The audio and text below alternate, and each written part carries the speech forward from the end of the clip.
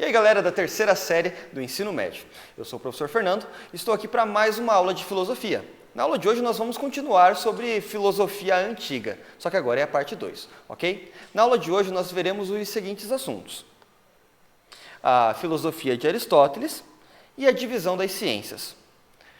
Ok, antes da gente falar sobre a filosofia de Aristóteles propriamente dita, eu preciso te lembrar um pouquinho sobre a vida dele. Na apostila sua aí está dividida em 3 fases, tá? Mas você pode acompanhar aqui comigo. A primeira fase é quando ele ingressa aos 18 anos na Academia de Platão. Isso mesmo. Lembra lá que no capítulo anterior você estudou sobre Platão, mundo sensível e inteligível? Ok. Só que Aristóteles ele não vai concordar com as ideias do seu mestre. E ele vai distanciar a sua filosofia. Inclusive, a filosofia de Aristóteles ela é bem abrangente. E eu preciso muito nessa aula que você pegue aí no seu material e grife bastante aí nos momentos em que eu der um tempinho para você. Ok? Voltando a falar sobre as fases da vida de Aristóteles, nós temos a segunda fase, que é quando ele é convidado pelo Filipe II, rei da Macedônia, para dar aulas para o filho do Filipe II, que no caso era Alexandre, que tempos depois veio a se tornar Alexandre o Grande, no período da expansão do Império Macedônio. É bem importante que, depois que ele educa Alexandre o Grande, tem a terceira fase da vida dele, que é quando ele retorna para Atenas e monta um liceu. Lá nesse liceu ele vai ter seus discípulos, vários alunos, e ele vai escrever muitas obras, mas muitas obras mesmo. Então, as obras dele são bem extensas.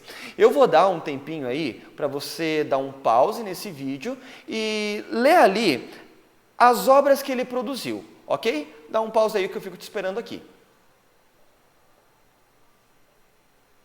Já leu? Ok. Então vem comigo aqui. As obras de Aristóteles eram direcionadas às vezes para pessoas públicas ou assuntos mais complexos de filosofia, tá?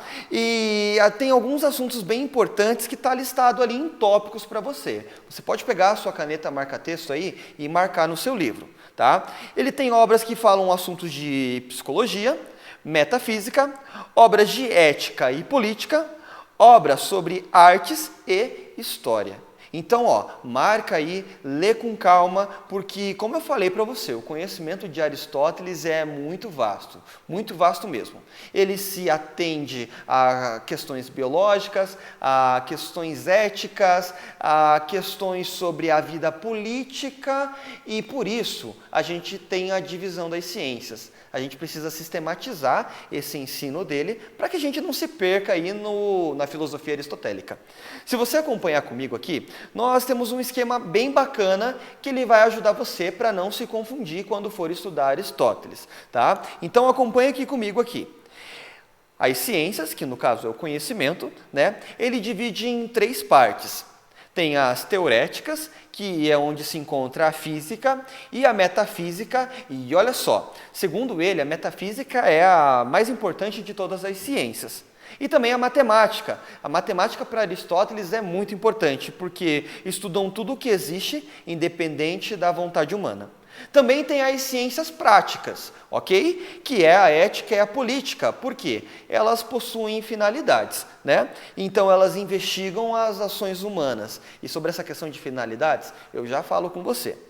Tem aquelas que são as produtivas, que é a navegação, a economia, a medicina e a tecelagem. Para não esquecer, são aquelas que produzem algo, ok? Tranquilo? Sobre divisões da ciência, você tá beleza aí? Ok.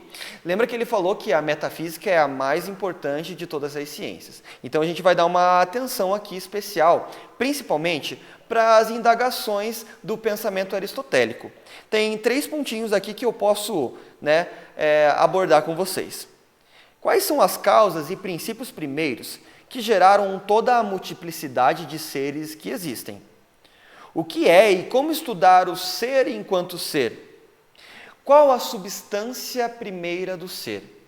Então, esses questionamentos eles vão embasar Aristóteles para procurar respostas para ele. Eu sei que é bastante complexo ali embaixo, tem um esquema bem longo. Esse eu não vou poder comentar um a um para você, porque o meu tempo aqui é bem curto. Mas eu novamente peço que você dê um pause aí no vídeo, tá? E se debruça um tempo aí sobre esse esquema, dá uma olhada com calma, né, nessas divisões da metafísica que ele faz, e depois você retorna aqui comigo, ok? Tranquilo? Existe um ponto interessantíssimo da metafísica, que é o que a gente chama de potenciato. Aristóteles ele vai dividir as questões de potenciato em três, que é a causa final, o ato e a potência. Olha, pega a sua caneta marca-texto aí, que é bem importante agora. Acompanhe aqui no livro comigo o que é cada uma delas. A causa final é a finalidade para a qual um ser existe. O ato é aquilo que o ser é no momento presente. E potência é aquilo que o ser pode vir a se transformar, atingindo sua finalidade última, ou seja, o fim a que se destina. Eu sei que parece um pouco complicado, mas olha como o nosso livro didático ele acaba te dando uma direção bem bacana para você entender isso. Ó, acompanha ali todo o desenvolvimento. A gente tem o ato, que é a própria semente. E o que é a potência desse ato? É o que a semente pode vir a ser. O que a semente pode vir a ser? Uma árvore. Então, a gente pode dizer que a causa final de uma semente é a árvore. Entendeu? Tá? Então, ato, potência e causa final. Aristóteles, quando ele pega essa sua filosofia e ele introduz a política, ele vai dizer que todas as pessoas, que os seres humanos, né, a humanidade, são seres políticos, porque eles sempre têm a questão da finalidade. E olha só que é bem importante aqui, até parece bem fofinho para eu dizer para você, que Aristóteles diz que a finalidade última do ser humano é a felicidade. Ou seja, tudo que o ser humano faz tende a buscar a felicidade. Mas lembra que ele também tem o aspecto político da coisa?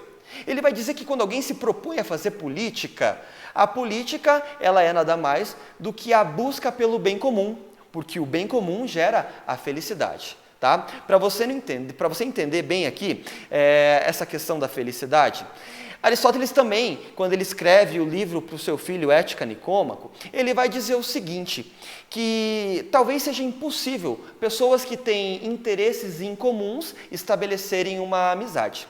Porque quando nós estabelecemos a amizade, nós estamos sendo políticos. Por quê? Nós estabelecemos amizades com facilidade com pessoas que têm interesses incomuns.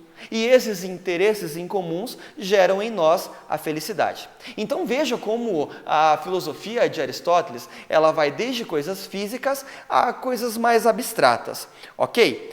Porém, também tem um ponto bem importante que você precisa saber sobre a filosofia aristotélica, que é a sua lógica, ok? Para isso, eu já vou direto para a aplicação dessa lógica, que você vai entender bem qual que é o método investigativo dele. Ok, olha só, tem um exemplo aqui que você pode acompanhar comigo na sua apostila, que é nesse box aqui. Então, vai lá para a afirmação. Todos os homens são mortais. Sócrates é homem. Logo, Sócrates é mortal. Ou seja, ele chama a primeira afirmação de primeira premissa, a análise dessa primeira premissa ele chama de segunda premissa, e a conclusão é o que constata a sua lógica. Ou seja, ele pega essa lógica e aplica para várias coisas da vida humana, inclusive para as questões biológicas. Tá? Sobre a ética, eu acabei comentando já, dei uma adiantada para você. Mas você pode também pausar esse vídeo e ler ali sobre os vários pontos que nós trouxemos para você a respeito da ética de Aristóteles. Mas, basicamente, elas tendem à relação do bem comum e da busca da felicidade. Tem um outro termo também que aparece em um livro muito famoso chamado Livro de Sofia, tá? O Mundo de Sofia. Nesse livro lá, quando é explicado para Sofia sobre a ética de Aristóteles, é contado assim, que Aristóteles também fala sobre a ideia do meio termo, que é o bem comum lá que eu te falei sobre a política. Então, o meio termo é entre ser muito raivoso ou ser calmo demais, é ser paciente. E assim a gente tem vários e outros exemplos. Na sua apostila aí você encontra vários outros exemplos sobre a ética, tá? Ele fala sobre ações voluntárias, por exemplo, ações involuntárias, justificativa distributiva, justificativa corretiva, a busca pelo prazer, que eu já expliquei para você, a amizade perfeita, que é aquela quando tem interesses em comuns, porque gera felicidade, e a pela utilidade, quando as pessoas se aproximam para realizar uma tarefa, como os colegas de trabalho, e que para isso nem sempre necessita de interesses em comuns. E é aí, nesse momento, que a gente utiliza o meio termo. Ok? Política, então, é o último aspecto aqui que a gente vai abordar a respeito de Aristóteles. E tem ali 1, 2, 3, 4, 5 pontos bem importantes. E eu vou ler aqui para vocês, ok? Política é a segunda ciência prática, voltada ao bem comum, ou seja, a felicidade da polis. Lembra que eu já comentei isso com você. O primeiro grupo social de que fazemos parte é a família, da qual a cidade seria uma extensão. O ser humano tende naturalmente a viver em comunidade. Lembra a ideia de ser um ser político?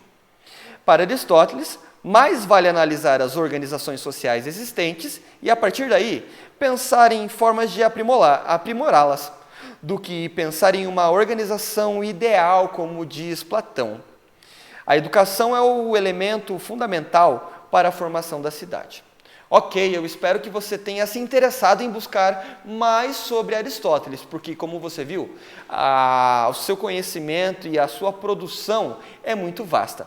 Para a gente finalizar e para você sintetizar esse conteúdo aí na sua cabeça, eu vou passar algumas atividades para você, ok? Você pode pegar na página 39 do seu livro e realizar ali a atividade número 1, e na página 40, realizar a atividade número 2 e 3 e também a 4, ok? Nos encontramos então na próxima aula. Eu sou o professor Fernando e agradeço sua atenção. Até a próxima.